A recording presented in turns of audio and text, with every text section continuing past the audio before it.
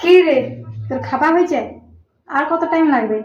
না, দেরি হবে। কেন গো, কি হয়েছে? তাহলে থালাটা দিয়ে দেবো, ঠিক আছে? আমি যদি কাজ এসে যাইছি তুমি ঘরের ভিতরে চলে যাও না। তা পারবো কেন? লোকের ঘরে যখন বাসন মাজিবে কাজ করবে তখন বুঝতে পারবি, তখন মার একটা থালা ধুইতে পারবো নাকি? হ্যাঁ, তুমি যাও না।